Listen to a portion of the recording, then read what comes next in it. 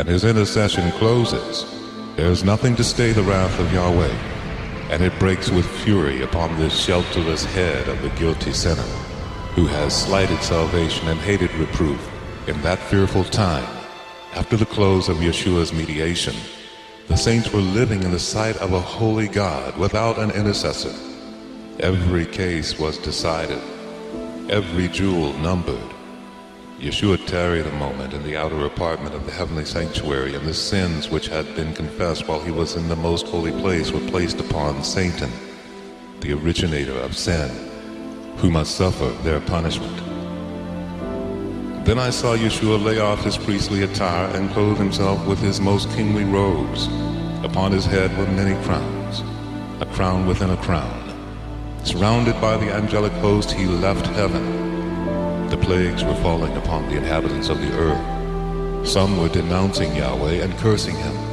Others rushed to the people of God and begged to be taught how they might escape his judgments. But the saints had nothing for them. The last tear for sinners had been shed, the last agonizing prayer offered, the last burden borne, the last warning given. The sweet voice of mercy was no more to invite them. When the saints in all heaven were interested for their salvation, they had not interest for themselves. Life and death had been set before them. Many desired life, but made no effort to obtain it. They did not choose life, and now there was no atoning blood to cleanse the guilty, no compassionate Savior to plead for them and cry, "Spare them, spare the sinner a little longer." All heaven had united with Yeshua as they heard the fearful words, "It is done. It is finished." The plan of salvation had been accomplished, but few had chosen to accept it. And as mercy's sweet voice died away, fear and horror seized the wicked. With terrible distinctness, they heard the words, "Too late, too late." Those who had not prized Yahweh's word were hurried to and fro, wandering from sea to sea and from north to east to seek the word of the Lord. Said the angel, "They shall not find it. There is a famine in the land, not a famine of bread nor a thirst for water, but for hearing the words of the Lord." What would they not give for one word of approval from Yahweh? But no, they must hunger and thirst on. Day after day have they slighted salvation, prizing earthly riches and earthly pleasure higher than any heavenly treasure or inducement. They have rejected Yeshua and despised his saints. The filthy must remain filthy still. Many of the wicked were greatly enraged as they suffered the effects of the plagues. It was a scene of fearful agony. Parents were bitterly reproaching their children, and children their parents. Brothers their sisters, and sisters their brothers. Loud wailing cries were heard in every direction. "It was you who kept me from receiving the truth which would have saved me from this awful hour." The people turned upon their ministers with bitter hate and reproached them, saying, "You have not warned us. You told us that all the world was to be converted, and cried, 'Peace, peace,' to quiet every fear that was aroused. You have not told us of this hour, and those who warned us of it you declared to be fanatics and evil men who would ruin us. But I saw the ministers did not escape the wrath of Yahweh. Their suffering was tenfold greater than that of their people. I saw the saints leaving the cities and villages and associating together in companies and living in the most solitary places. Angels provided them food and water, while the wicked were suffering from hunger and thirst. Then I saw the leading men of the earth consulting together, and Satan and his angels busy around them.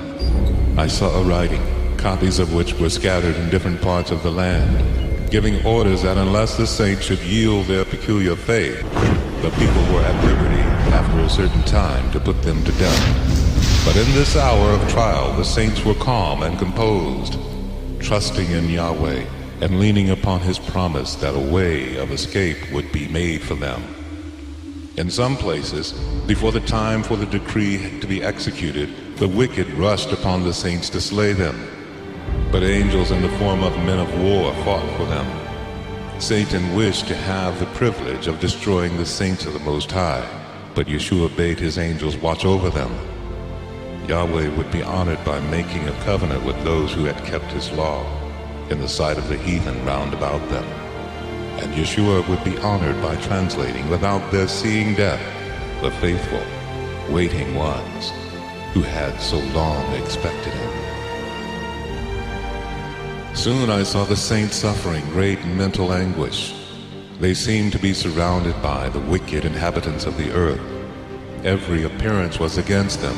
Some began to fear that Yahweh had at last left them to perish by the hand of the wicked. But if their eyes could have been opened, they would have seen themselves surrounded by angels of the Most High. Next came the multitude of the angry wicked, and next a mass of the evil angels, hurrying upon the wicked to slay the saints. But before they could approach Yahweh's people, the wicked must first pass this company of mighty holy angels. This was impossible.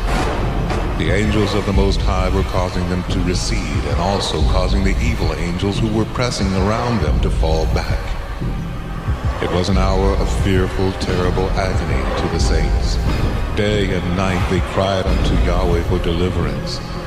To outward appearance there was no possibility of their escape. The wicked had already begun to triumph, crying out, "Why doesn't your God deliver you out of our hands? Why don't you go up and save your lives?" But the saints heeded them not. Like Jacob, they were wrestling with God. The angels longed to deliver them, but they must wait a little longer. The people of Yahweh must drink of the cup and be baptized with the baptism. The angels, faithful to their trust, continued their watch. Yahweh would not suffer his name to be reproached among the heathen. The time had nearly come when he was to manifest his mighty power and gloriously deliver his saints for his name's glory. He would deliver every one of those who had patiently waited for him, and those whose names were written in the book. I was pointed back to faithful Noah when the rain descended and the flood came. Noah and his family had entered the ark, and God had shut them in.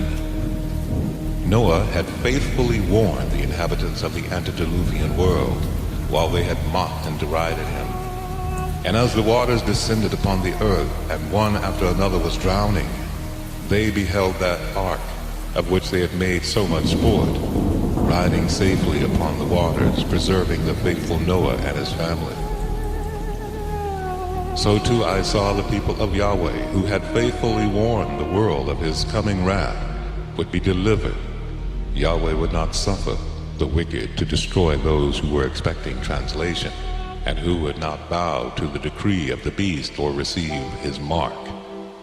I saw that if the wicked were permitted to slay the saints, Satan and all his evil host and all who hate God would be gratified. And oh, what triumph it would be for his satanic majesty to have power in the last closing struggle over those who had so long waited to behold him whom they loved. Those who have mocked at the idea of the saints going up will witness the care of Yahweh for his people and behold their glorious deliverance.